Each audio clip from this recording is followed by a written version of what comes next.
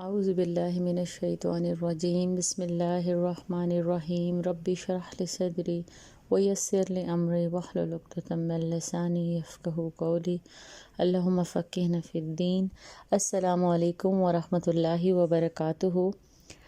پارہ 28 کا آغاز سورہ ملک سے ہوتا ہے اور سورہ ملک کی فضیلت کے بارے میں کافی ساری باتیں ہیں اس حوالے سے جو بتائی گئی ہیں کہ سورہ حامیم سجدہ اور سورہ ملک رات کو پڑھے بغیر پیارے نبی صلی اللہ علیہ وسلم نہ سوتے تھے، تو اس سورت کو حفظ کرنا باعث سعادت بھی ہے اور فضیلت کی بات بھی ہے۔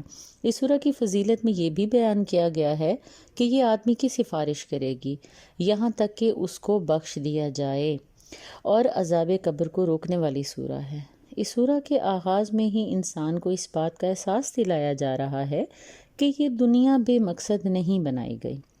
یہاں جس امتحان کے تحت ہمیں بھیجا گیا ہے، اس کی کامیابی صرف حسن عمل سے ہی ممکن ہے، اور حسن عمل کا بہترین ذریعہ کیا ہے؟ رویے کی درستگی۔ اور رویے کی درستگی کیسے ممکن ہو سکتی ہے؟ پیارے نبی صلی اللہ علیہ وسلم کے طریقے پہ چلنے سے، ان کی سنت پر عمل کرنے سے ہی ممکن ہے۔ ساتھیو، اچھی اخلاق کی صحیح بنیاد کیا ہے؟ اچھی اخلاق کی صحیح بنیاد یہ ہے کہ انسان اپنے آپ کو برائی سے بچائے، اللہ کے ڈر سے اپنے آپ کو برائی سے بچائے، کسی دنیاوی طاقت کی گرفت کے ڈر سے نہیں، کسی دنیاوی نقصان کے ڈر سے نہیں، بلکہ اللہ کے ڈر سے اپنے آپ کو بچائے۔ سورہ قلم کی آیت 34 میں بیان کیا جا رہا ہے کہ دنیاوی نعمتوں میں سرشار لوگ یہ سمجھیں گے کہ یہ اللہ تعالیٰ کے ہاں بڑے ہی مقبول ہیں، اور یہ اس بات کی نشانی ہے کہ ان کے پاس بہت سا مال و دولت ہے، اور دنیاوی طور پر اس سے کم حیثیت لوگوں کو وہ اللہ کا پسندیدہ نہ ہونے کی علامت سمجھتے ہیں۔ ان کا خیال یہ ہے کہ دنیا کے یہ مزے ابدی ہیں اور آخرت میں بھی سکون اور مزے وہی لیتے رہیں گے۔ ایسا رویہ کیا ہے؟ یہ رویہ ہے بے خوفی پیدا کرتا ہے، یہ رویہ جو ہے وہ گناہوں پر اکساتا ہے، یہ رویہ ظلم کراتا ہے، یہ سوچ جرم کراتی ہے، اور مجرم جنت کے حقدار کیسے بن سکتے ہیں؟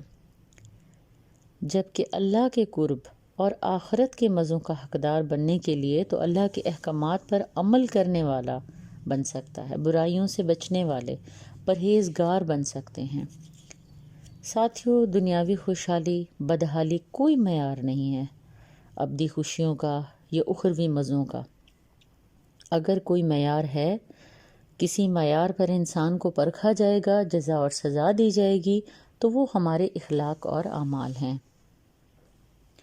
سورہ معارج میں خدا کے عذاب کا خوف کرنے والوں کا رویہ بتایا جا رہا ہے کہ عذاب سے بچنے اور اللہ سے خوف کرنے والے کیا کرتے ہیں؟ آخرت کو مانتے ہیں، نماز کی پابندی کرتے ہیں، اپنے مال سے خدا کے محتاج بندوں کی مدد کرتے وقت یہ سمجھتے ہیں کہ یہ بندے یا یہ محتاج بندے جو ہیں یہ ان کا حق ادا کر رہے ہیں وہ، اور بدکاریوں سے اپنے آپ کو بچاتے ہیں، اپنے دامن کو صاف رکھتے ہیں، امانت میں خیانت نہیں کرتے، عہد و پیمان کا پاس کرتے ہیں، جھوٹی گواہی سے بچتے ہیں، اور پھر وہ کس چیز کے لائق بنتے ہیں؟ جنت میں عزت کا مقام حاصل کرنے کے لائق بن جاتے ہیں۔ حضرت نوح علیہ السلام نے اپنی قوم کے سامنے جب رسالت کا آغاز کرتے ہوئے جو باتیں رکھیں وہ یہ تھیں کہ اللہ کی بندگی کریں، تقوی کے راستے پہ چلیں،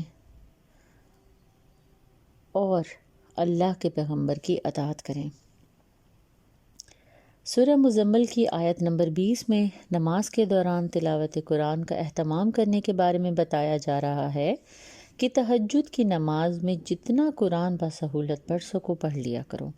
حدیث ہے کہ ایک شخص کے پوچھنے پر رسول اللہ صلی اللہ علیہ وآلہ وسلم نے فرمایا کہ تم پر دن رات میں 5 وقت کی نمازیں فرض ہیں۔ اس نے پوچھا کیا اس کے سوا بھی کوئی چیز مجھ پر لازم ہے؟ جواب میں ارشاد ہوا نہیں، الا یہ کہ تم اپنی خوشی سے کچھ پڑھ لو۔ ساتھیو، نفل نماز میں بھی جب آدمی پڑھے تو نماز کی تمام شرائط کو وہ پورا کرے، نفل نماز کی بھی تمام شرائط کو پورا کرے، اور اس کے جتنے بھی ارکان ہیں جتنے بھی فرائض ہیں وہ ادا کرے۔ کوئی شخص یہ نہیں کہہ سکتا کہ نفل نماز کے لیے کپڑوں کی طہارت، جسم کا پاک ہونا، وضو کرنا، سطر چھپانا واجب نہیں ہے۔ اس میں قیام بھی کرے، قعود بھی کرے، رکوع بھی کرے، سجود بھی کرے، یہ سب بھی نفل نماز کا حصہ ہیں۔ سورہ مدثر میں فرمایا جا رہا ہے، اے اوڑھ لپیٹ کر لیٹنے والے، اٹھو اور خبردار کرو اور اپنے رب کی بڑائی کا اعلان کرو اور اپنے کپڑے پاک رکھو اور گندگی سے دور رہو اور احسان نہ کرو زیادہ حاصل کرنے کے لیے اور اپنے رب کی خاطر صبر کرو۔ یہ دعوت دین کے فرائض انجام دینے والوں کے لیے یہ سب خصوصیات اس کے اندر ہونی چاہیے جو ان آیات میں بتائی جا رہی ہیں۔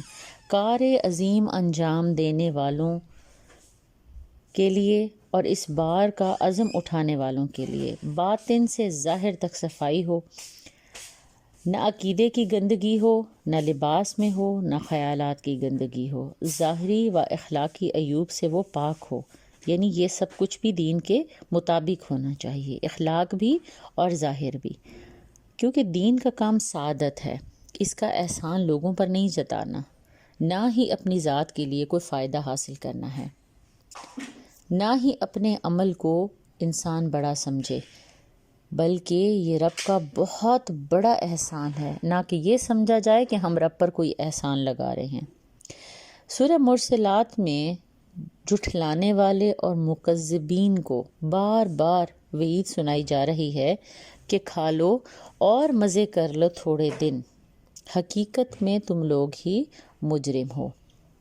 دنیا سب کو مل جاتی ہے لیکن آخرت خود بنانی پڑتی ہے۔ ہمارا رب ہمیں جھٹلانے سے بچائے اور قرآن کی ہدایت کا طلبگار بنائے اور راہ راست کے رستے پر رکھے۔